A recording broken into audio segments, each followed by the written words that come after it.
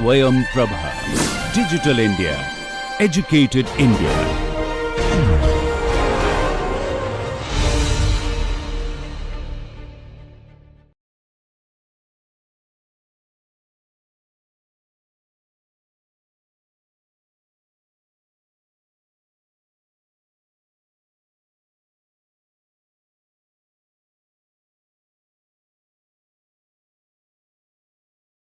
Hello and welcome to session 4 of Human Resource Management course. Students, we have been discussing about the introduction of human resource management in past sessions, and also we have talked about human resource planning, which is the very first function of human resource management. Today I shall be taking further the second function of human resource management, which comes after human resource planning, that is recruitment. What exactly is recruitment? Whenever the organization decides upon the human resource plan, that is the number of vacancies for any organization, the result is now we need to hire people to fill up those vacancies. And this is done with the process of recruitment. It starts with which is called as application blank. The organization floats an application blank, and number of people who are interested in that organizational position, they apply for it. So that means the organization receives a pool of applications for a particular job. This pool of applications which an organization receives is called as the process of recruitment. The recruitment process completes with this receipt of pool of applications. Once this is done, we move on to the next process, that is selection. So today I shall be dealing with the process of recruitment. Let me just tell you where we are right now. We started off with introduction of HR. After that, we have discussed the human resource planning. Today we will be talking about recruitment and decruitment. Primarily the recruitment part, and then we move on after recruitment to selection in the next section or in the next session. So how do organizations attract a quality workforce? This is a very important and fundamental question. We have now vacancies with us, as I just told you, and we want large number of people to apply for it. The first question arises, why do we need large number of people to apply for it? Because we want to have a good choice of people. We want more capable people to join us or to show interest in us so that we can have ample number of individuals to choose from. Now the second thing is, these people who are interested in our applying should have high quality knowledge, skill, attitude and aptitude also. That is their skills as well. So these are the questions to be answered in today's session. I hope if you listen carefully, you will be able to understand and answer them towards the end of the session. We discussed about job analysis in the previous session of human resource planning. So job analysis products are job description, that is talking about the title, reporting relationships and various other parameters of the organizational responsibilities and duties pertaining to a particular job. Also, it talks about the job specifications or the competency specification, which has levels in range of situations, performance indicators, psychomotor, technological, analytical, spoken, different kind of skills. Then person specification, essentials, desirable and disqualifiers, and applicant profiles, that is built up for evidence data from forms, interview and other test and references. Now here the important point is that characteristics of ideal candidates. What are the essential characteristics? So one company can ask for that you should be a BTech and an MBA. That is an essential. What can be desirable? That you may have experience of up to 3 to 5 years if possible. And disqualifiers, people can be overqualified at times for a particular job. So then in that case, you may not be called for interview at all. So job analysis orange is a graphic which helps us to find out what are the key tasks. These are the key tasks pertaining to key result areas.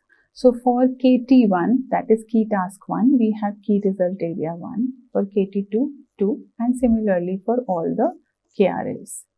So here this particular orange helps understand what are the role demands from the job, what are the constraints, what are the ambiguities, any possible overload, pressures, conflicts, and organizational changes. There is a 7-point plan by Rogers on personal specification. He has mentioned on, out of these 7 points, few can be essential requirements, few can be desirable, and few can be disqualifiers. And what are these 7-point plan? First is physique, health, and appearance. So, as per the requirement of job, the height, build, hearing, eyesight, health, grooming, voice, disability, all can be the factors to identify someone who qualifies for the job or not. Then comes attainments, that is education, qualification, job training, experience, etc. Third point to look into for the new incumbent is the conceptual and reasonable ability, that is their knowledge, perception, intellectual and conceptual capabilities along with their wisdom level. Then comes special aptitudes. If they have any aptitude with respect to speech, writing, they are good orators or good authors, they have some knowledge of art, music or any such capability. After that, Rogers has highlighted about the interests, that is intellectual, cultural, practical and other aesthetic interest. If the individuals have, we also call them as hobbies. Dispositions, like whether they have, what kind of motivation they have, what kind of drive they have, how much are they reliable, how much are they stable, are they proactive or not, do they have leadership qualities or initiative seeking qualities or not, and what circumstances they are in, what are their demographics, what is their age, what are their plans for future, what are their domestic responsibilities, how much are they flexible to move from one place to other, which place they belong to, etc. So on the whole, Roger wanted to highlight that out of the above parameters, few can be the essential ones for job 1. Say for example, job 1, physical health, appearance, interest and disposition is very important. For job 2, so this important part will be essential, and within job 1, attainments can be desirable and special aptitudes can be disqualifier. Job 2, similarly, out of these 7 points, something can be essential, something can be desirable and something can be disqualified. Let's define recruitment. So recruitment is the process of searching for prospective employees and stimulating and encouraging them to apply for the job. This is as per the author Flippo. Then Dale Yoder has said recruitment is a process to discover the sources of manpower so as to meet the requirements of staffing schedule and to employ effective measures for attracting that manpower in adequate numbers. So recruitment has certain characteristics also. The characteristics of recruitment includes the process of searching for prospective employee and stimulating them to apply for the job. Activity of publicizing information about vacancies, jobs in organization and inducing the prospective candidate to apply for the job. This is very important. We want the good number of people who are highly talented to be interested in the organization. Recruitment has activities designed to attract a qualified pool of job applicants. And how do we carry out the recruitment process?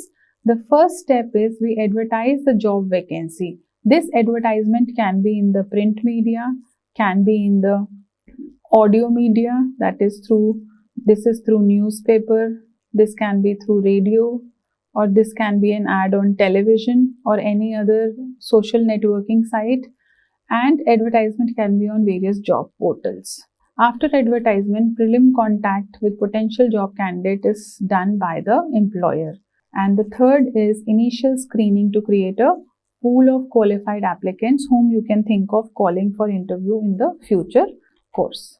Aim of recruitment is to provide a sufficiently large number of qualified and experienced candidates so that most eligible applicants can be selected. Now, this is the major point here, that we need to have most eligible candidates. Thus, we need large pool of people to be interested in our process.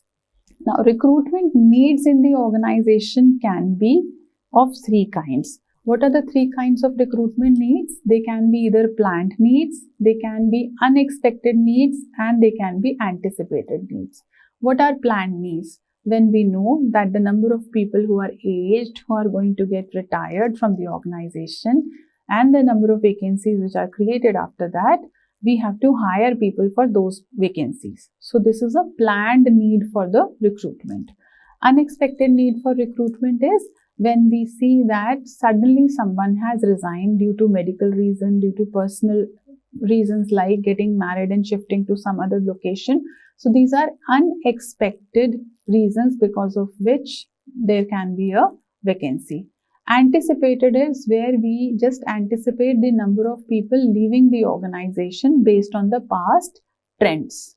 So this is very important to assess that what would be the recruitment need for my organization in next year's time, so that I can start planning the recruitment process from today itself. I hope you have understood these three reasons or the kind of recruitment emergencies. So one can be planned recruitment, then unexpected recruitment, and then recruitment which is anticipated. Then what are the features of recruitment? Features include that it is a process rather than a single act or an event. So it keeps on going throughout the year depending on the requirement. It is a linking activity. Why we call it as a linking activity? It is called a linking activity because it brings the employer and the prospective employee together. It is a positive activity, which is very, very important thing. Unlike selection, which is a negative activity, it is a positive activity because it seeks out the eligible persons from whom suitable one is to be selected. So selection is negative while recruitment is a positive activity. It's a complex job that involves lots of factors like image of company, nature of job offered, organization policy, and working condition. Just think of it, students. You have to join tomorrow an organization. What all things would you be looking into? You will look into the image of the organization first. Then you will see the nature of job which they are offering for which you are applying. You will also look into the kind of HR policies the organization has and the working conditions they give to you. If I say Google, I am not very sure how many of you are aware of, but just go on web page of Google and see that what kind of welfare, health, safety, recreational and otherwise well-being activities Google is doing for the employees. And that makes a very attractive brand to work for. And this is what it is mentioned that your recruitment process can be highly effective if you have built a brand for yourself as an employer. So you look for all these things as an employee, and if we are able to cater it, then only we can recruit, or recruit means we can get large number of qualified people who are highly talented, who are interested also with us to join. So there are certain steps in recruitment process. As we talked about that recruitment is a process. Just now we discussed recruitment is a process. So what are the steps in the recruitment process? Let us see the steps also. So there are recruitment requisitions, then recruitment sources are identified. After sources, we have sources are internal recruitment sources and external recruitment sources.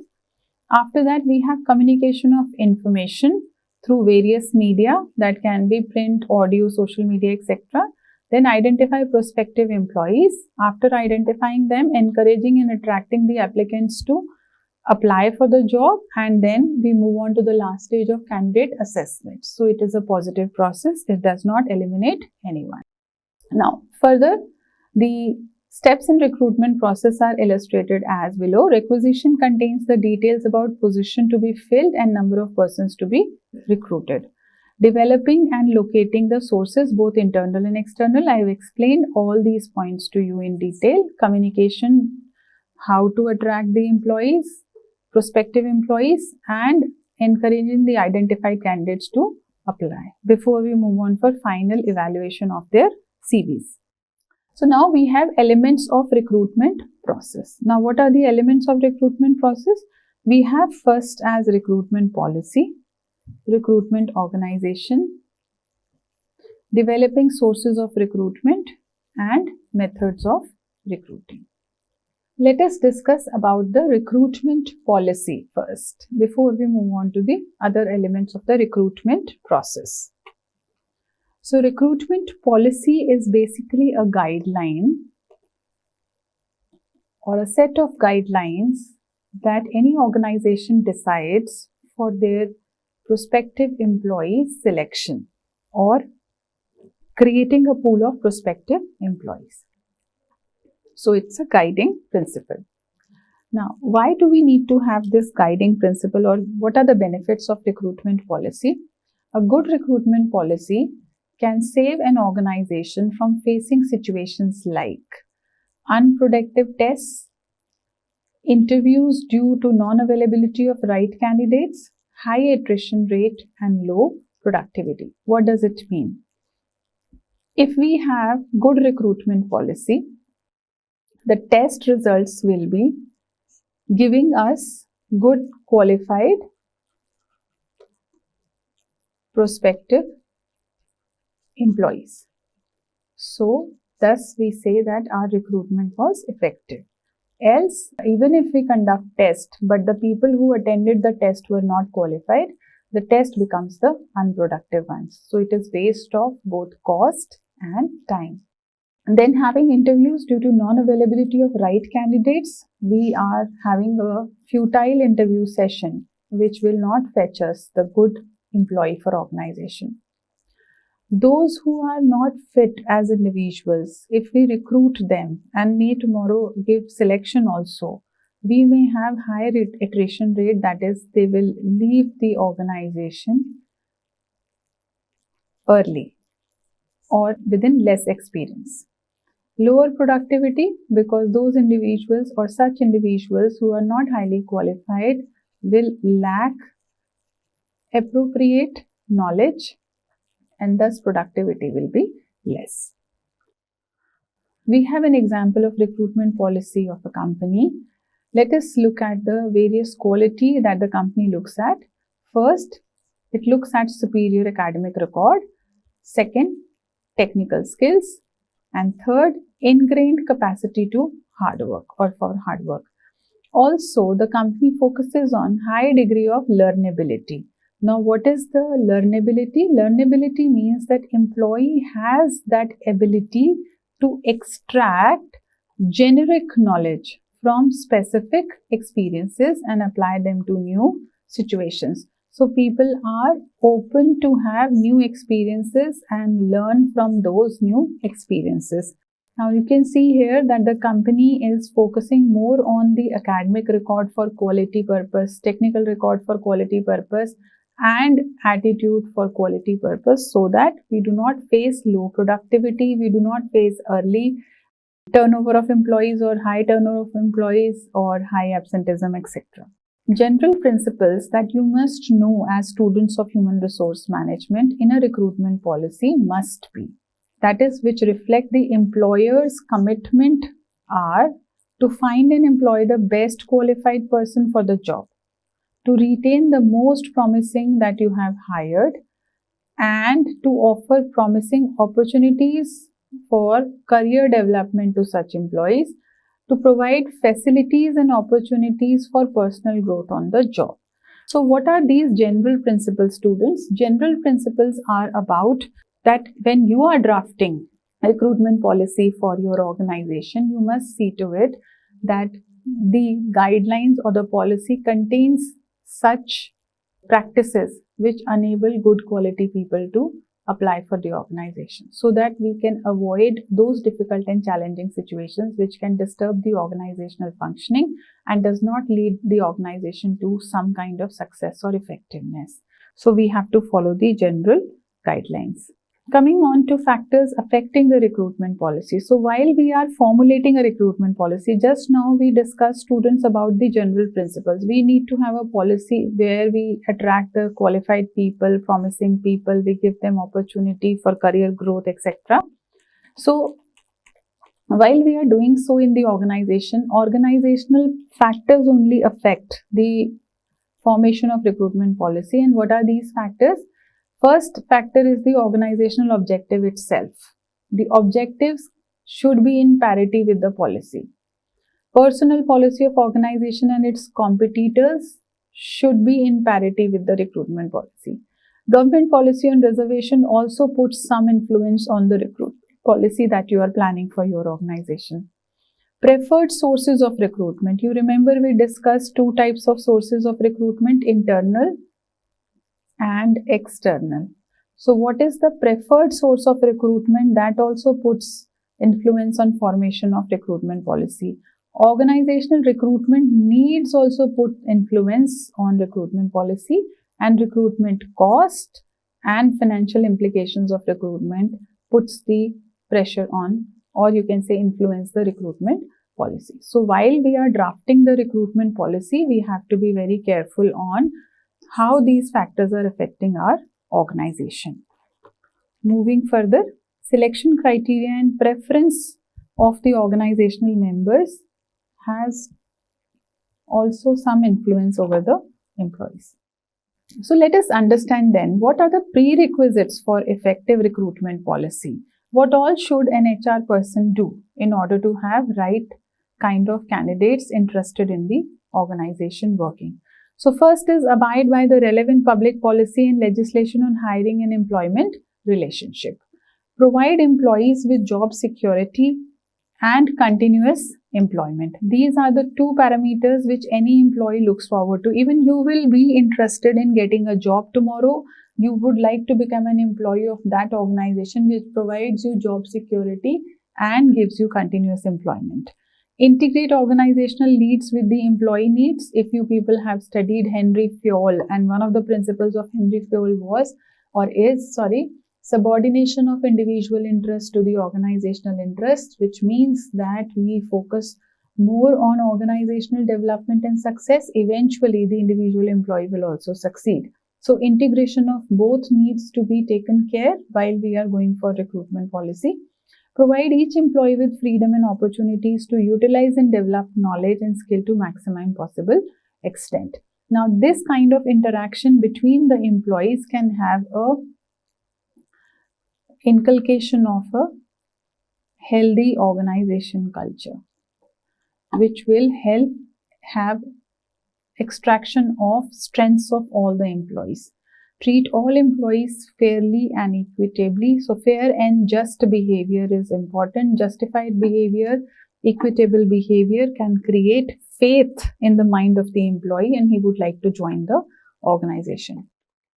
Also provide suitable jobs and protection to the handicapped, women and minority groups. So those who are with special abilities should be given equal opportunity for working in organization. Encourage responsible trade unions so that they work in benefit of both employee and employer. They should not be biased towards one, or they should not be falling prey towards the malpractices. Be flexible enough to meet the changing needs of the organization. So what we have discussed till now are the prerequisites that we can follow while we wish to have a recruitment policy in the organization. Like just for fun's sake, we can have this, during recruitment interview, here a cartoonist has depicted that you can go with your CV, but whatever number of strengths your CV may have, but one of the strengths that the organization may be looking forward to is that you have the ability to take the criticism, since when you will work, there may be chances that your work is not appreciated and it is criticized. So on a lighter note, a cartoonist highlighted it that I'm sorry, I only hire married men. I like men who can take criticism. So let's move on to sources of recruitment. Now, never be buried behind stacks of resumes again. So as a manager, you are not supposed to have such kind of stacks of resume which are useless for the organization. We should have a proper technical approach or a scientific approach in having sources of recruitment. So primarily, there are two sources of recruitment: external recruitment and internal recruitment. Under external recruitment, candidates are sought from outside the hiring organization, while in internal recruitment, candidates are sought from within the organization. Internal sources can be promotion, transfer, and formal employees in the organization, while the transfer implies shifting of an employee from one job to another without any shifting change of the responsibility. This is a thin line. There is a difference between transfer and promotion. So, on the other hand, promotion refers to the shifting of an employee to a higher position carrying higher status and higher responsibilities and pay. But both of these, they lead to or they become the internal source of supply of individual. Then retired and retrenched employees who want to return to company may be hired. Dependent and relatives of deceased and disabled employees are also internal sources of recruitment or supply.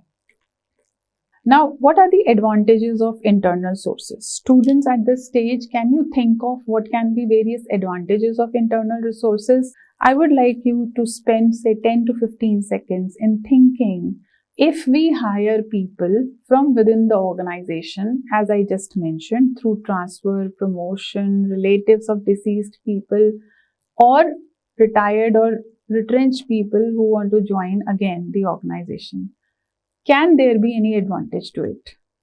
Yes, you are correct. You have highlighted it right. There can be advantage to the organization. What can be the advantages? One, the person already knows the organization. The person knows the functioning of organization, is well aware of systems and functions. So he or she will take less time in induction and orientation.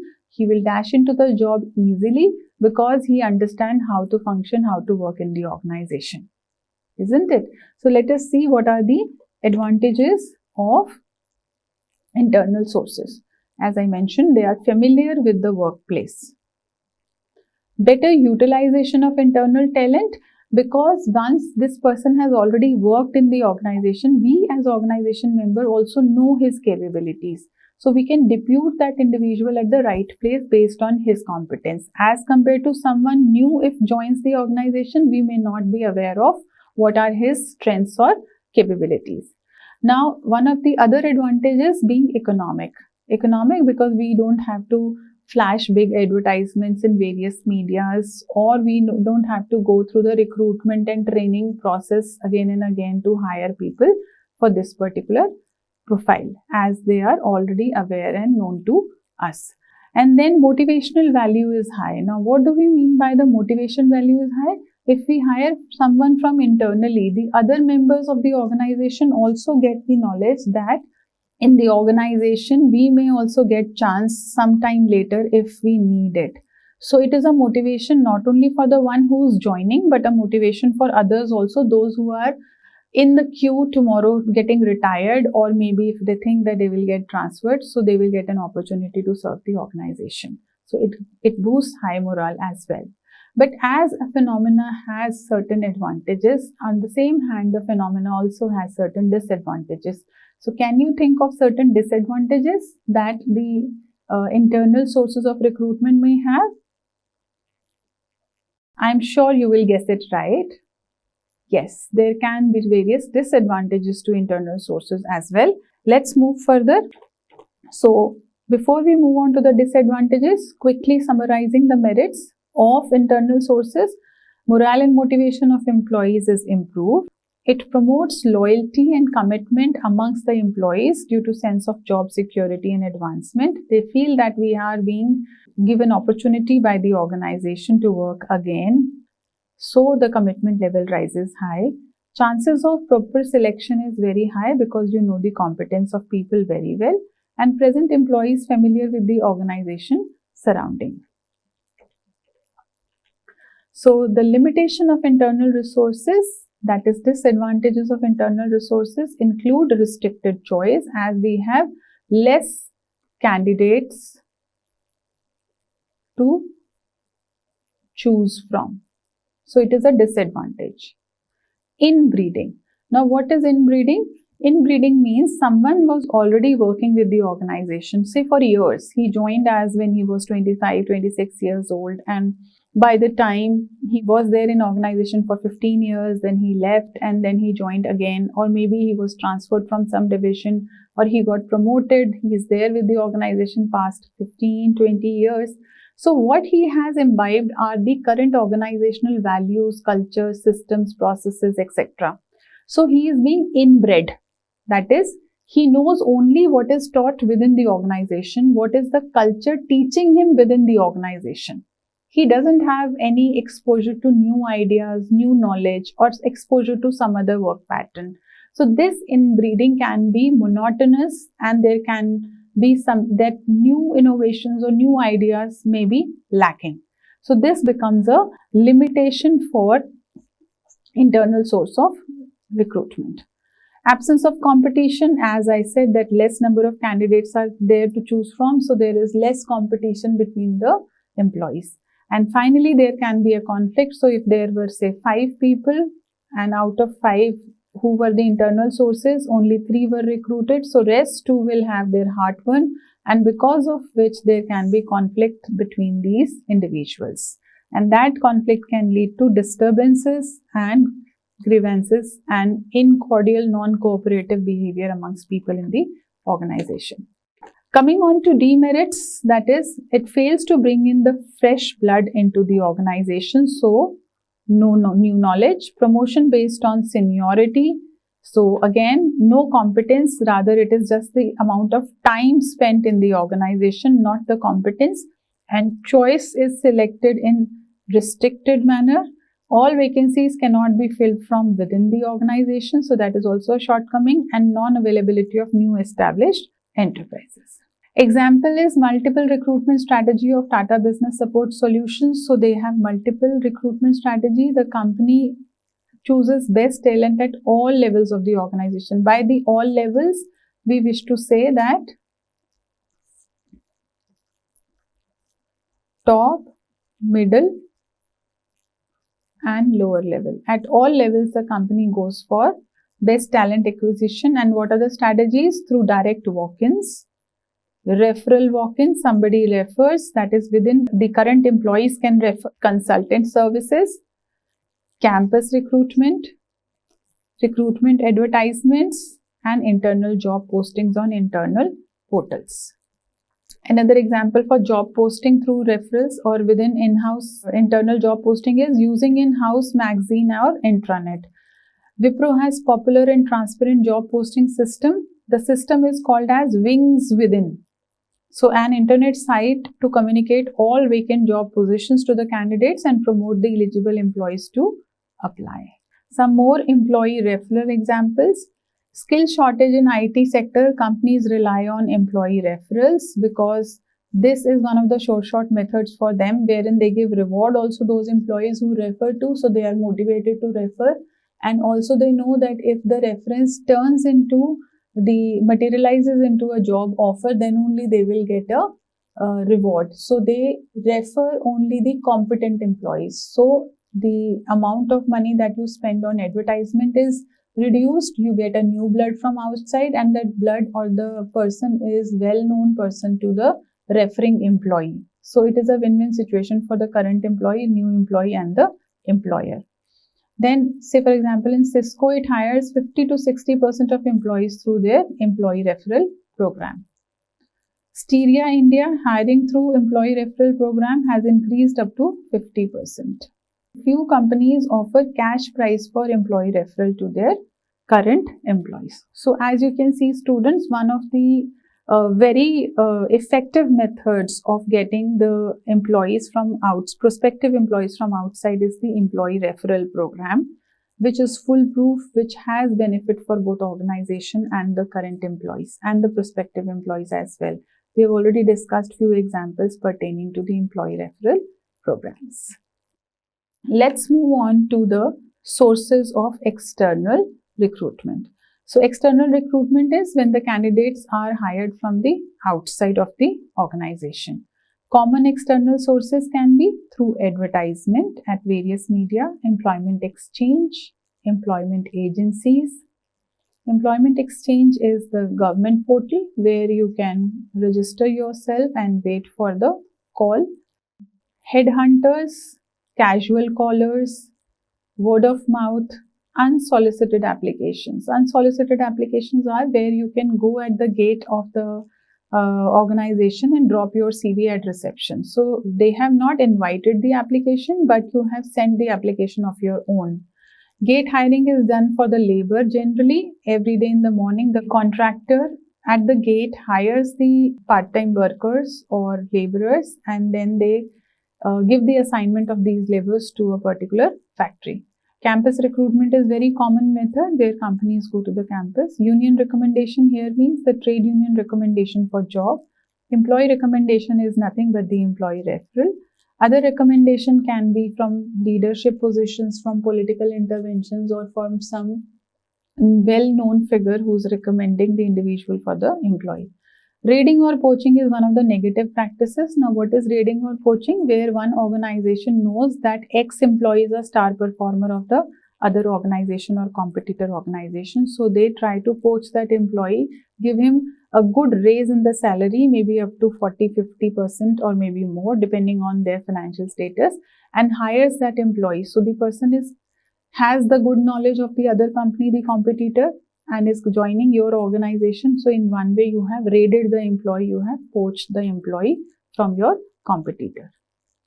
So external sources of recruitment lie outside the organization, which include educational institutions. So various companies visit colleges wherein campus interviews are conducted, like IITs and IIMs, and they have more than 100 famous companies like Barclays, BCG, etc. coming and recruiting the candidates.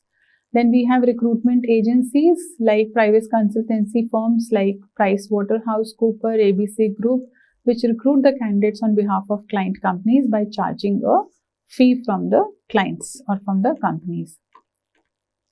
Employment exchange is there, provides information about job vacancy to job seeker. That can be private or government exchanges.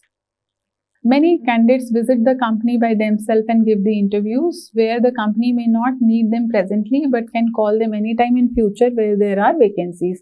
So they are casual caller also, and they are in the queue. Queue for, they have been though recruited and selected, but they are in queue for some kind of work. As and when the work is identified or is available with the organization, they call them for job. Labor contractors, as I mentioned, manual workers are recruited through contractors who maintain close relationship with the laborers, basically seen in the construction jobs. Gate recruitment is the method wherein a notice on the notice board of the company specifying some job details and job vacancies can be put.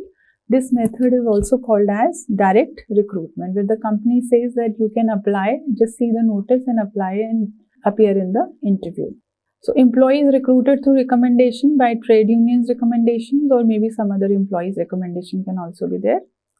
Press advertisements in newspaper and journals, which has a wider reach. This is the most beneficial part of this method of recruitment, that it has a wider reach, and this method can be used for technical, clerical and managerial jobs. So any kind of jobs can be advertised and potential pool can be created.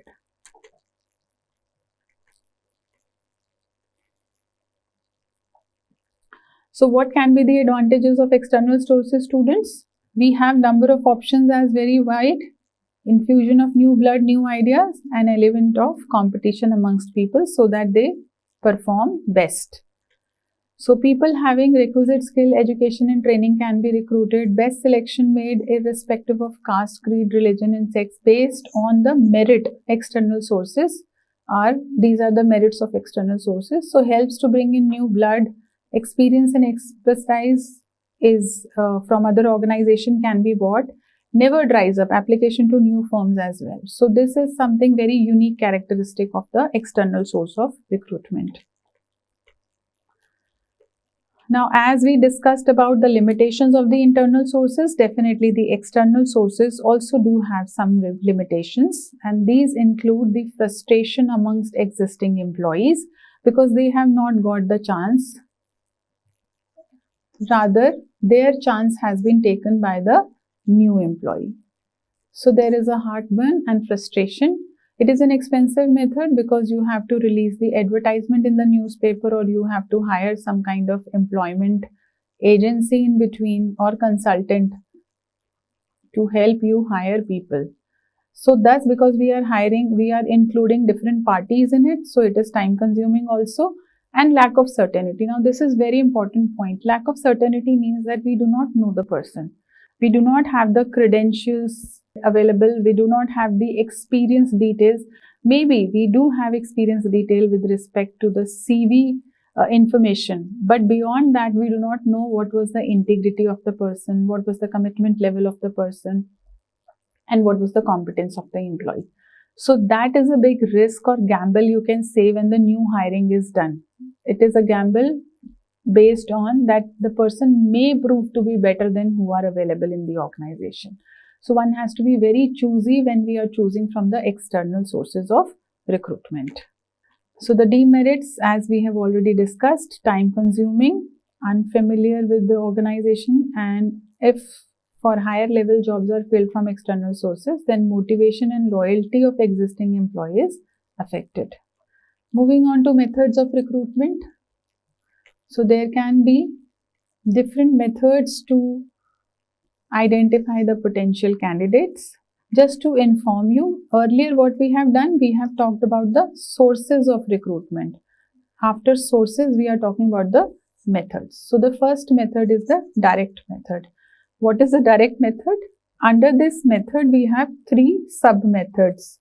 Scouting, manned exhibits, and waitlist are used. What is scouting? Where a company representative may be sent to educational and training institutions to tell about the company and gather the information about the prospective employees and ask them to apply. Manned exhibit is where representatives are sent to seminars and conventions where they can establish their mobile office and go to the desired centers. So these are basically exhibitions. We call them as manned exhibitions because they can be movable. These exhibitions are about the organization, its brochure, details, everything is carried by these individuals who are manned exhibits. Then wait list of candidates who have indicated their interest in jobs in person by mail over the phone,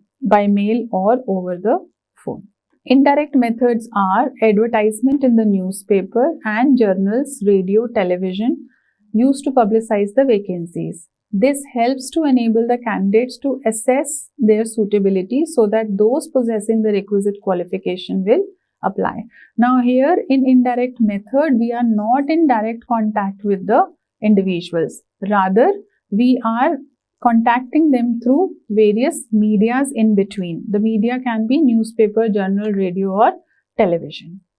The third method is called as the third party method. So various agencies like Public Employment Exchange, private consulting firms, they are used to recruit personnel. So in addition, friends and relation of existing staff also can be deputed to do so. So when these people are involved, we have third party method. So different recruitment methods. What are different recruitment methods? They can be indirect method, direct method, and third party method. Direct method is when the organization recruits itself, that is campus interviews or gate hiring. Indirect method, when they recruit through in between medium, that is advertising through various television media, newspaper media, or journal media. And third party is when some other party is involved, like we have consultants or employment exchange or some other relatives or recommendations from other parties are involved. So these are the ways by which we can recruit. Then we have another method which is called as electronic recruiting. Now what is electronic recruiting? In today's time, we all understand it very well that AI is placing a major role, and we have different platforms through which we are recruiting the individuals. So recruitment through internet is a part of electronic recruiting. Advantage is wide publicity and a chance for a large number of applicants to choose from. Electronic recruiting has a wide publicity, so across the globe people can apply for the job. It is in today's time best method to be assessed because it has good cost, less cost per hire, and number of resumes are quite high. So you may say that if these two conditions are fulfilled, then electronic recruitment is the best method. Time lapse between recruitment and placement ratio also to be seen, and applicant performance and turnover has to be highlighted. So if we have electronically recruited people and they perform high and their turnover is less, then the electronic recruitment is good. But if it is vice versa, that performance is less and turnover is high, then it is not an effective method to recruit. So students, let's talk something, since we have talked about recruitment, let us talk something about another term called as decruitment. Can you guess what is decruitment? It's a little difficult.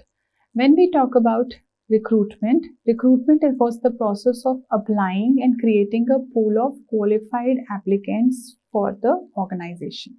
On the other hand, decruitment is the process of reducing the size of organization workforce or restructuring its skill base. It is used to meet the demand of dynamic environment. So whenever the organization is thinking of delayering, downsizing, or is going for closure of certain units, so the organization has to go for a decision which is called as decruitment. So how the decruitment is done? There are various ways by which the organization does the decruitment process. Let us see what are these ways. The decruitment options include firing, layoff, attrition, transfer, reduced work week, early retirement, and job share. Now, what is firing? Firing is the permanent involuntary termination. Just see this carefully. It is an involuntary termination because here the employee is not ready for it, and it is permanent, so that you are not giving any other opportunity to the employee to come back to the organization. While as compared to this, we have a concept of layoff also, which is also in the category of involuntary termination, but it is temporary in nature. What do we mean by temporary in nature? Layoff is done for a temporary time and the employees can be recalled for work when needed. The third way to do decruitment option is attrition. So attrition is not filling the openings. We have vacancies, but we are not interested in hiring. So this is attrition. Then comes transfers, moving employees to some other job openings. By this also we decruit. Maybe we do not need employees at one particular place, so we decruit the employee to other organizational setup, other strategic business unit, or other plant or other office. So by transfer also we decruit at times. Reduced work weeks, so working fewer hours per week is where we are telling our employee to be parted from the current organization or decruiting the employee. Early retirement is providing incentive for people to retire before the normal retirement. In this category, the organization we have already discussed gives the schemes like voluntary retirement scheme. Then comes job sharing. So having employees share one full-time job is also another method of decruitment. So students, by now you have seen that when the organization feels that it has surplus employees, or the organization doesn't need any employee, or the organization is going for any kind of strategic move, they can go for decruitment strategy as well. After this, I would like to highlight a correlation between the concept of recruitment and selection, as selection would be the next session. We'll be dealing with the next session on selection. So before I move on to take the next session, I want you to have some glimpse on recruitment and selection in this session itself. So let us have that discussion. Recruitment and selection model. So here we have discussed in today's session that we have a recruitment program where we invite the applications from the various applicants. These various applicants are the individuals who fill the application blank, which I mentioned in the beginning. And along with this, before this, actually the organization has done the HR forecasting, which was the part of manpower planning or the human resource planning that we discussed, wherein we did the workload analysis and workforce analysis. What was this? Workload is number of hours required for work, and workforce analysis is number of people required to do a job. So after this, employee requisition, that they are interested in the employee requisition means final number of vacancies that we have.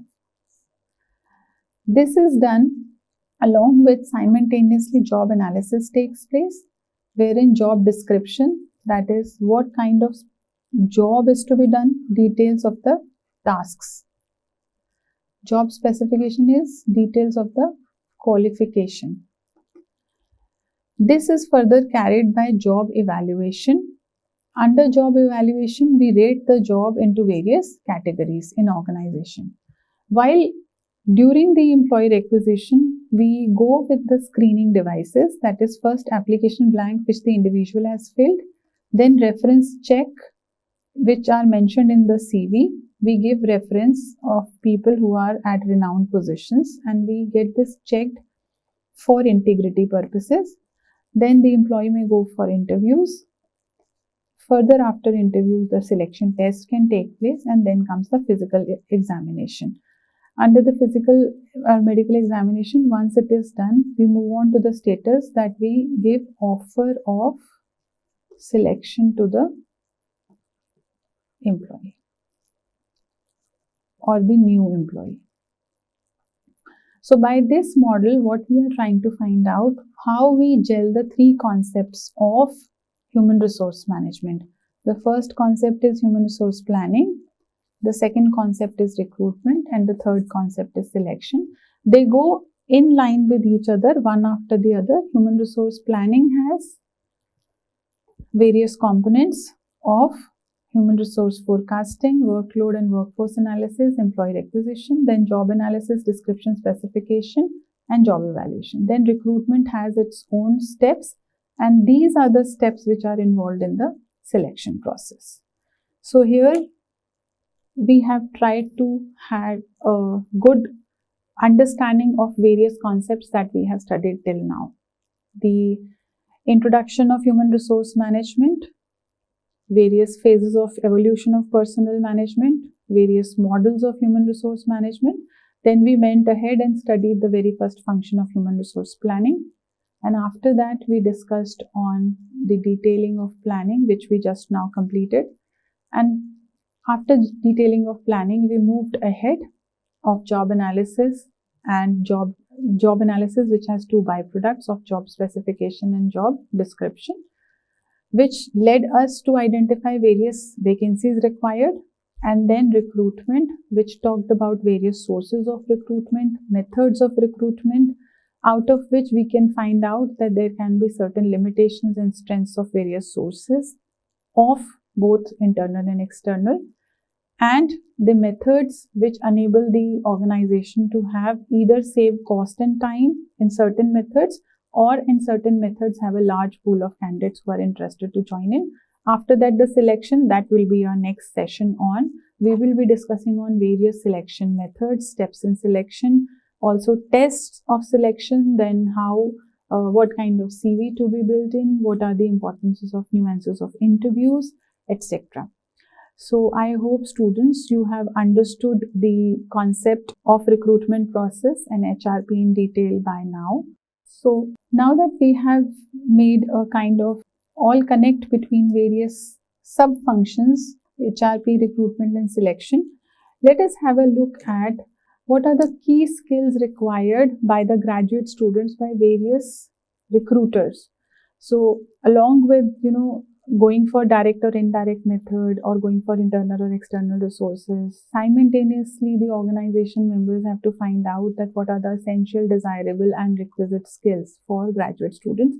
Since you must be pursuing your graduate studies or postgraduate studies while you are listening to me, I think it is very much pertinent that I should tell you what are the various skill set that you need to develop in yourself and groom yourself accordingly to prepare yourself for industry ready.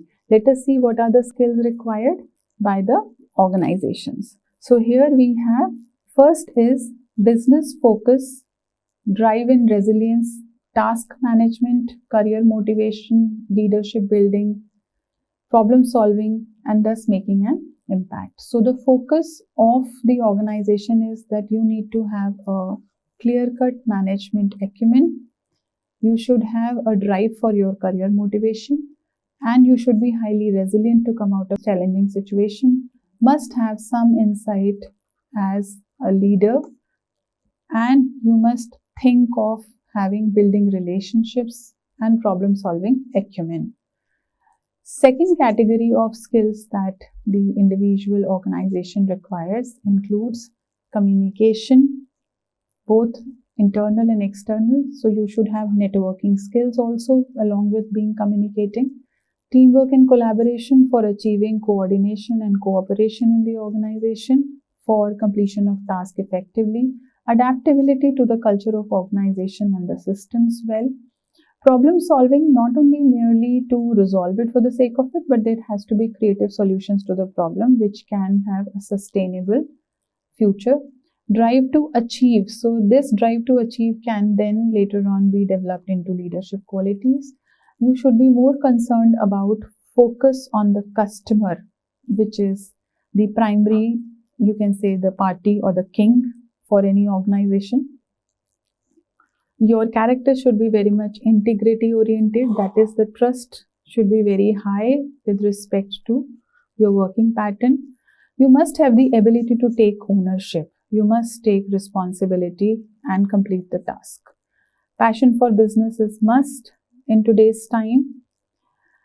Another characteristic is having an influencing nature, so that you can influence the customer or the party outside the organization for any kind of deals. Thinking to innovate. Innovation comes by thinking. So that should be a characteristic. Achievement orientation, collaboration and teamwork already discussed, and self-management is the core of everything. If you are able to manage yourself, then only you will be able to manage the organization. The confidence level should be quite high, and commercial awareness, that is the knowledge about your organization, product and services, is important.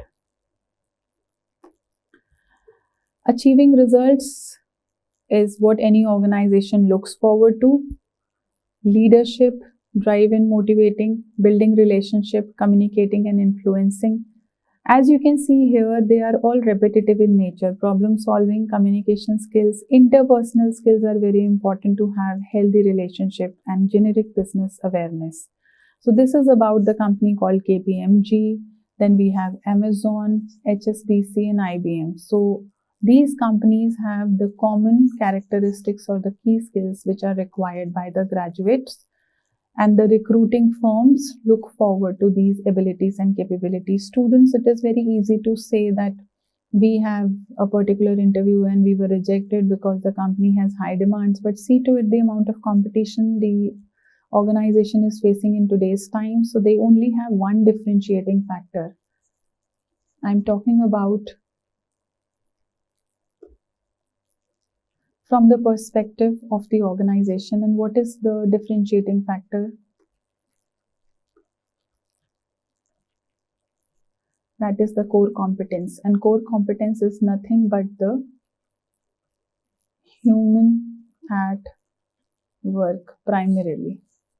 So human at work need to have all these. So if I may quickly focus on the most important characteristics that you have to build in yourself, it includes your creative problem solving, drive to achieve, customer focus, communicating and influencing, interpersonal skills, building relationships, your confidence, taking ownership, and trustworthiness. The skills that I have discussed just now with you students are the pertinent skills for any graduate student to imbibe. Now it is up to you how you develop these skills.